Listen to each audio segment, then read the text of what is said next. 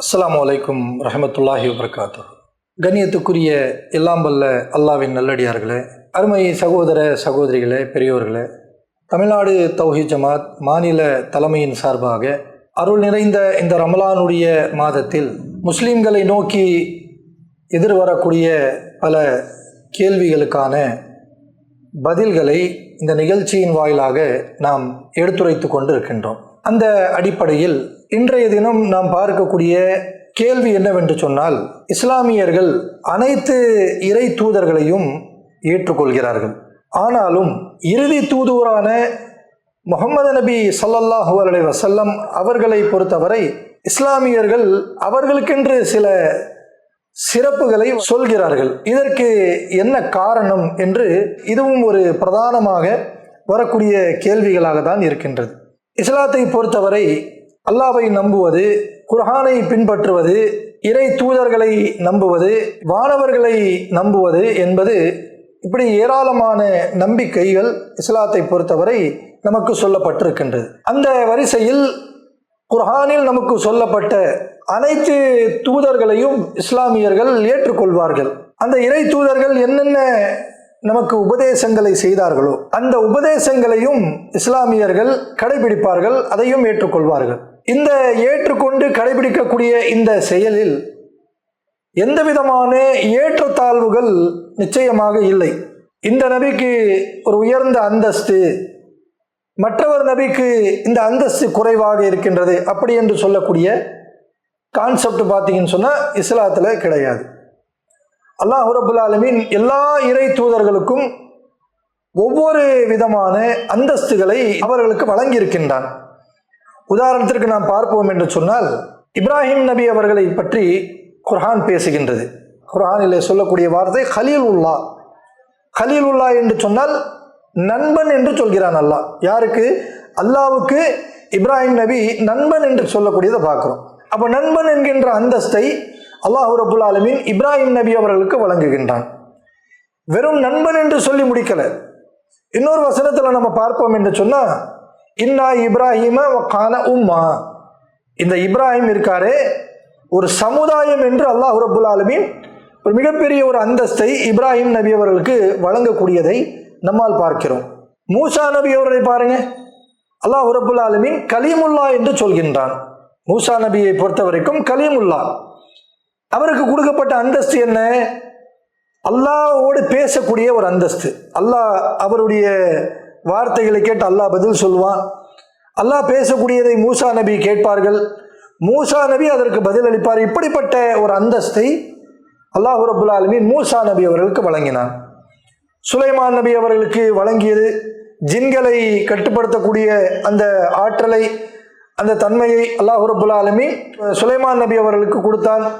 பறவைகளுடைய பாஷையை அறிந்து கொள்ளக்கூடிய ஒரு அந்தஸ்தை அல்லாஹ் ரப்புல் ஆலமீன் சுலைமான் நபி அவர்களுக்கு கொடுத்திருக்கிறார். இப்படி ஒவ்வொரு நபிமாருடைய வரலாற்றை, திருமறை குர்ஆன் சொல்லக்கூடிய வரலாற்றை நாம் படிப்போம் என்று சொன்னால், ஒவ்வொரு நபிமார்களுக்கும் ஒவ்வொரு அந்தஸ்தை அல்லாஹ் ரப்புல் ஆலமீன் வழங்கி இருக்கின்றான். இந்த உலகத்தில் அனுப்பப்பட்ட எந்த ஒரு இறை தூதருக்கும் அல்லாஹ் ரப்புல் ஆலமீன் எந்த விதமான அந்தஸ்துகளையும் கொடுக்காமல், எதுவுமே இல்லாமல் அல்லாஹ் ரப்புல் ஆலமீன் இந்த துனியாவில் அனுப்பலை.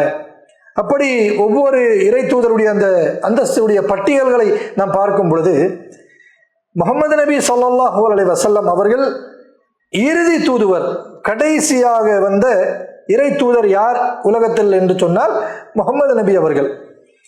இவருக்கு என்ன அந்தஸ்து அல்லாஹ் கொடுத்திருக்கிறான் அப்படின்னு பார்த்தா, மற்ற நபிமார்களுக்கு எப்படி ஒவ்வொரு அந்தஸ்தை தந்தானோ அது போன்ற அந்தஸ்துகளை அல்லாஹ் ரப்புல் ஆலமீன் இறுதி தூதுவரான நபிகள் நாயகம் ஸல்லல்லாஹு அலைஹி வஸல்லம் அவர்களுக்கும் அந்தஸ்துகளை வழங்கி இருக்கின்றான். அதில் ஒன்று நாம் பார்ப்போம் என்று சொன்னால், அல்லாஹ் திருமறை குர்ஆனில் ஏராளமான சிலாயத்துகளை சொல்கின்றான் நபி அவர்களை நோக்கி.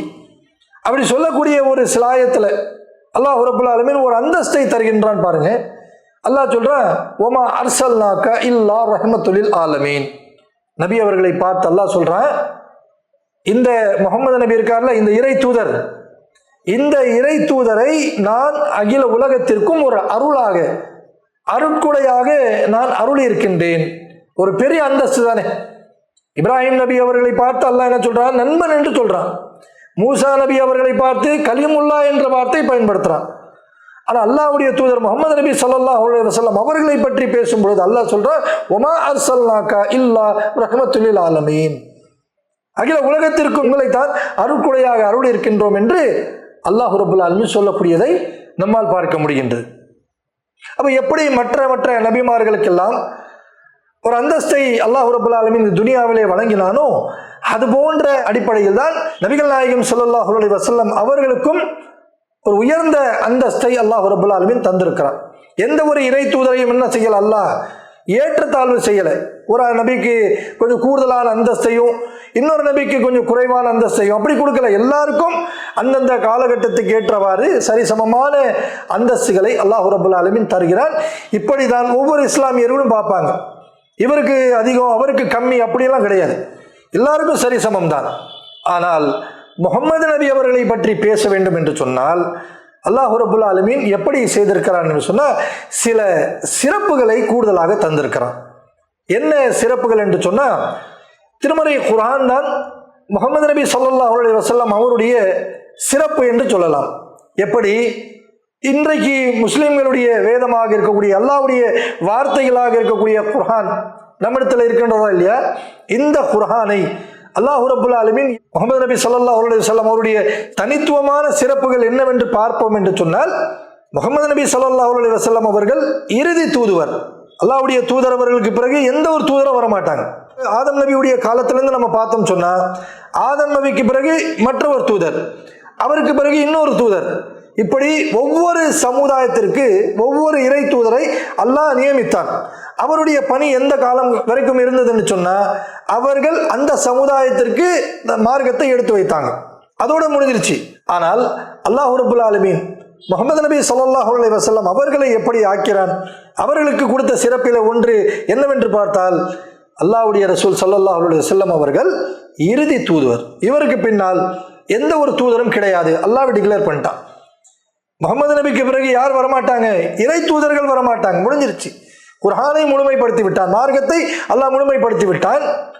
அது மட்டுமல்லாமல் இதற்கு பிறகு இறை தூதர்கள் வரமாட்டார்கள். அப்படின்னா என்ன சிறப்பு இதில் இருக்கின்றது என்று சொன்னால், அல்லாஹ்வுடைய தூதருக்கு பிறகு கியாம நாள் வரக்கூடிய அந்த நாள் வரை இந்த உலகத்தில் வரக்கூடிய ஒவ்வொரு மனிதனும், அது முஸ்லிம்களாக இந்துக்களாக கிறிஸ்தவர்களாக எந்த மதத்தை பின்பற்றக்கூடியவர்களாக இருந்தாலும் எல்லாரும் யார் படைத்தான்? அல்லாஹ் தான் படைத்தான். அப்படி படைக்கக்கூடிய அந்த மனிதர்கள் முஹம்மது நபிக்கு பிறகு அவர் தூதரான பிறகும் கூட கியாம நாள் வரை கடைசி வரை வரக்கூடிய கடைசி மனிதனுக்கு யார் இறை தூதர் என்று சொன்னால் நபிகள் நாயகம் ஸல்லல்லாஹு அலைஹி வஸல்லம் அவர்கள் தான் இறை தூதர். இது ஒரு சிறப்பு. ரசூலுல்லாஹ்வுக்கு அல்லாஹ் கொடுத்த சிறப்புகள்ல குர்ஆன் முழுமைப்படுத்தப்பட்டது, அது ஒரு சிறப்பு. இறுதி தூதுவர் என்கின்ற அந்த ஒரு சிறப்பை அல்லாஹ் கொடுத்திருக்கிறான். கடைசி மனிதன் உலகம் அழியக்கூடிய நாள் வரை இந்த உலகத்திற்கு வரக்கூடிய எல்லா மனிதர்களுக்கும் யார் இறை தூதர் என்று சொன்னால் நபிகள் நாயகம் ஸல்லல்லாஹு அலைஹி வஸல்லம் அவர்கள் தான் இறை தூதராக அல்லாஹ் இதையும் ஒரு முஹம்மது நபி ஸல்லல்லாஹு அலைஹி வஸல்லம் அவர்களுக்கு சிறப்பாக வழங்கியிருக்கின்றான். அது மட்டுமல்லாம குர்ஆனிலே சொல்லப்படக்கூடிய இறை தூதருடைய வரலாற்றை பாருங்களேன். எல்லா தூதருடைய பிரச்சாரங்கள் மக்கள் ஏற்றுக்கொண்டார்களா என்று கேட்டால் கிடையாது. பல இறை தூதர்கள் 1000க்கு நெருக்கமான ஆண்டுகள் வாழ்ந்து அவர்கள் மக்களுக்கு எடுத்துரைத்த போதனைகள் மக்கள் ஏற்றுக்கொள்ளலை. உலகத்திலேயே பெரும்பான்மை என்று சொல்லக்கூடிய அளவிற்கு மனிதர்கள் எந்த மார்க்கத்தை கடைபிடிக்கிறார்கள் என்று சொன்னால் இஸ்லாமிய மார்க்கம். இந்த மார்க்கம் சொன்னவர் யார்? இறுதி தூதுவர் யார் என்று கேட்டால் முஹம்மது நபி. அப்ப இவர் சொன்ன அந்த மார்க்கத்தை ஏற்றுக்கொண்டு கோடான கோடி மனிதர்கள் இந்த உலகத்துல இன்றைக்கு இஸ்லாமியர்களாக வாழ்ந்து கொண்டிருக்கிறாங்க. இது ஒரு சிறப்பாக அல்லாஹ் ரப்பல் ஆலமீன் தந்திருக்கிறான். அது மட்டுமல்லாம எல்லா தூதர்களும் முஹம்மது நபி ஸல்லல்லாஹு அலைஹி வஸல்லம் அவர்களைப் போல எல்லா விஷயங்களையும் அவர்கள் இந்த உலகத்தில் செய்தார்களா? அவர்களுக்கு அந்த வாய்ப்பு அல்லாஹ் கொடுத்தானான்னு கேட்டால் பல நபிமார்களுக்கு கொடுக்காத சில அந்தஸ்துகளை சில சிறப்புகளை முஹம்மது நபி ஸல்லல்லாஹு அலைஹி வஸல்லம் அவர்களுக்கு அல்லாஹ் கொடுத்தான். என்ன அந்த சிறப்பு என்று பார்த்தா, அல்லாஹ்வுடைய தூதர் அவர்கள் இறை தூதராக மட்டுமல்லாமல் குறுகிய காலத்தில் 23 ஆண்டுகள் தான் நபிகள் நாயகம் அவர்கள் துனியாவில் ஒரு இறை தூதராக இருக்கிறாங்க. அந்த 23 ஆண்டுகளில் இறை தூதுத்துவத்தை எப்படி நிலைநாட்ட வேண்டும், மக்களுக்கு எப்படி போதிக்க வேண்டும் என்கின்ற அந்த செயலும் செய்திருக்கிறாங்க சிறப்பான முறையில். அதே நேரத்தில் ஒரு நாட்டுக்கு ஜனாதிபதியாக ஜனாதிபதியாக ஆட்சி அதிகாரத்தை எப்படி, ஒரு நாட்டை எப்படி நடத்தி செல்ல வேண்டும் என்கின்ற ஒரு சிறப்புக்குரிய ஒரு தலைவராகவும் அல்லாஹ்வுடைய தூதர் அவர்கள் அல்லாஹ்வின் புறத்தால் இந்த செயலையும் சிறப்பாக செய்து முடித்திருக்கிறார்கள். அல்லாஹ் ரப்பல் ஆலமீன் இந்த ஒரு சிறப்பையும் அல்லாஹ்வுடைய தூதருக்கு கொடுத்திருக்கிறாங்க. முஸ்லிம்கள் இதையெல்லாம் சிறப்பாக தான் நம்ம பார்க்கிறோம். இப்படி ஒவ்வொன்று சொல்லிக்கிட்டே போகலாம். அல்லாஹ்வுடைய தூதருடைய சிறப்புகளை பார்த்தோம் சொன்னா ஏராளம் ஏராளம். ஒரு ஆண் தன்னுடைய மனைவியோடு எப்படி இருக்கணும், அதையும் ரசூலுல்லாஹ் என்ன செஞ்சாங்க, தன்னுடைய வாழ்வில் திருமணங்களை முடித்து தன்னோடு இருக்கக்கூடிய மனைவிமார்களோடு எப்படி நீதமாக நடக்கணும், அவர்களை எப்படி நம்ம வழி நடத்தணும் என்கின்ற பாடத்தை அல்லாஹ்வுடைய தூதர் நபிகள் நாயகம் ஸல்லல்லாஹு அலைஹி வஸல்லம் அவர்கள் இந்த உலகத்துக்கு பரிசாற்றினார்கள்.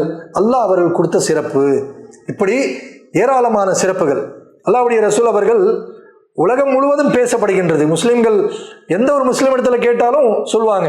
அல்லாஹ்வுடைய ரசூல் அவர்கள் ஆற்றிய பேருரை எதுன்னு கேட்டா, ஹஜ்ஜத்துல் விதாவிலே அவர் பேசிய அந்த பேருரை எடுத்து பாருங்களேன். மனித நேயத்தை போதித்திருக்காங்க ரசூல்லா. இப்படி ஒரு தூதரை, இப்படி ஒரு தலைவரை நீங்க பார்த்திருக்கலாமா? என்ன பேசுறாங்க அந்த பேருரையில? மக்களுக்கு நீங்க குர்ஆனை ஓதுங்க, தொழுவுங்க, இதையெல்லாம் பின்னாடி சொல்றாங்க ரசூல்லா. எடுத்த உடனே மக்களுக்கு, உலக மக்கள் எல்லாரையும் சேர்த்து சொல்றாங்க. முஸ்லிம்களை என்று சொல்ல யா அய்யுஹல்லதீன ஆமனு, ஈமான் கொண்டவர்கள் அப்படின்னு சொல்லல. அல்லாஹ்வுடைய தூதர் அவர்கள் அங்கே சொல்லக்கூடிய இந்த உபதேசங்கள் எப்படி சொல்றாங்கன்னு சொன்னா, யா அய்யுஹன் நாஸ், எல்லா மக்களையும், உலக மக்கள் எல்லாரையும் சேர்த்து அழைத்து சொல்றாங்க, நீங்கள் மனிதனுடைய உயிரோடு நீங்கள் விளையாடக்கூடாது, மானத்தோடு விளையாடக்கூடாது. ஒரு மனிதனுடைய உயிரும் மானமும் புனிதமிக்க காபாவை விட, துல் ஹஜ் மாதத்தை விட, அதை விட புனிதமானது என்று அல்லாஹ்வுடைய தூதர் அவர்கள் மக்களுக்கு மனிதனுடைய உயிரை பற்றியும் மானத்தை பற்றியும் உபதேசம் செய்கிறார்கள். ஒரு தலைவர் எப்படி இருக்கணும் என்கின்ற ஒரு அத்தாட்சி அல்லாஹ்வுடைய தூதர் அவர்கள். அது ஒரு சிறப்பு அவர்களுக்கு. மக்களுக்கு மனிதநேயத்தை போதித்தார்கள். எப்படி மனிதனோடு பழகணும், உதவி செய்யணும் என்கின்ற பழக்கத்தை கற்றுத்தந்தார்கள். அந்த பழக்கம் தான் இன்றைக்கு இஸ்லாமிய சமூகத்தில் உலகம் முழுவதும் பார்க்கதா இல்லையா? ஒரு பேரிடர், ஒரு பகுதியில் வெள்ளம் வந்துருச்சா, அந்த வெள்ளத்தால் பாதிக்கப்பட்ட மக்களுக்கு முதல் உதவி செய்யக்கூடியவர்கள் யார்? பெருமைக்காக சொல்லப்படல, அல்லாஹ் ரப்பல் ஆலமீன் இந்த இறை தூதருடைய போதனை மூலமாக இஸ்லாமியர்களை அப்படிதான் வளர்த்திருக்கிறான். ஒரு பேரிடர்னு சொன்னா முதல்ல போய் உதவி செய்யக்கூடிய மனிதர்களாக யார் இருக்காங்க? முஸ்லிம்கள் தான். இந்தியாவில் பாருங்க, கொரோனா காலத்தில் இஸ்லாமியர்களை பல கொரோனா ஜிஹாத் என்று சொல்லி பல்வேறு விதமான விமர்சனம் செய்தார்கள். ஆனாலும் கொரோனா என்ற பாதிப்பு அந்த காலகட்டத்தில் கொரோனாவால் பாதிக்கப்பட்ட மக்களுக்கு உதவி செய்வதில், கொரோனாவால் பாதிக்கப்பட்டு மரணித்தவர்களை, அந்த சடலங்களை எல்லாம் அவருடைய யார் மரணித்தாரோ அவருடைய பிள்ளைகள் நெருங்கிறதுக்கு பயந்தாங்க, கிட்ட போறதுக்கு பயந்தாங்க. கிட்ட போனா, இந்த ஜனாசாவு கிட்ட போனா நமக்கு கொரோனா வந்துடும் அப்படின்னு சொல்லி பயந்தாங்க. ஆனால் முஸ்லிம்கள் முன்னின்றார்கள். அது இந்துக்கள், முஸ்லிம்கள், கிறிஸ்தவர்கள் யாராக இருந்தாலும் சரி, அந்த ஜனாசாவை எங்ககிட்ட கொடுங்க, நாங்கள் நல்ல முறை போய் அடக்கம் பண்ணுறோம் அப்படின்னு சொல்லி இந்த மனிதர்களுக்கு மனிதன் செய்ய வேண்டிய அந்த பணிகளை, இந்த நல்லொழுக்கங்களை யார் நமக்கு கற்றுத்தந்தார்கள் என்று சொன்னால், அந்த இடத்தில் முதலாவதாக இருப்பது முஹம்மது நபி ஸல்லல்லாஹு அலைஹி வஸல்லம் அவர்கள். அல்லாஹ் ரப்பல் ஆலமீன் இத்தகைய சிறப்புகளை அவர்களுக்கு வழங்கியிருக்கிறார். அப்போ இந்த சிறப்புகள் எல்லாம் சொல்லிக்கொண்டே போகலாம், நேரம் பத்தாது. அவ்வளவு சிறப்புகள் முஹம்மது நபி ஸல்லல்லாஹு அலைஹி வஸல்லம் அவருடைய சிறப்புகளாக இருக்கின்றது. இந்த சிறப்புகளைத்தான் நீங்கள் புரிந்து கொள்ள வேண்டும். இந்த கேள்வி இஸ்லாமியர்கள் மத்தியில் தொடர்ச்சியாக வந்து கொண்டிருக்கிறது. இந்த கேள்விக்கு வைக்கக்கூடிய என்னுடைய சகோதரர்கள், சகோதரிகள் யாராக இருந்தாலும், அவர்கள் முஸ்லீம்கள், இந்துக்கள் யாராக இருந்தாலும் அவர்களுக்கு இந்த பதிலாக சொல்கின்றோம். முஸ்லீம்கள் எல்லா இறை தூதர்களையும் ஏற்றுக்கொள்வார்கள். எல்லா இறை தூதர்களையும் சரிசமமாக அந்தஸ்துகளை வழங்கியிருக்கின்றான். கடைசி தூதராக, இறுதி தூதராக வந்த முஹம்மது நபி அவர்களுக்கு அவர்களை விட சிறப்பு என்னவென்று கேட்டால், அந்தஸ்தில் எல்லா நபிமார்களும் இறை தூதர்களும் சரிசமமாக இருக்கிறார்கள். சிறப்புகள் என்று சொன்னால் முஹம்மது நபிக்கு இத்தனை சிறப்புகள் இருக்கின்றது என்பதை நீங்கள் ஒவ்வொருவரும் புரிந்து கொள்ள வேண்டும் என்று சொல்லிக்கொண்டு இந்த உரையை நான் நிறைவு செய்கிறேன். வாஹிருதவானா அல்ஹம்துலில்லாஹி ரப்பில் ஆலமீன். அஸ்ஸலாமு அலைக்கும் வரஹ்மத்துல்லாஹி வபரகாத்துஹு. அல்லாஹு அக்பர், அல்லாஹு அக்பர்.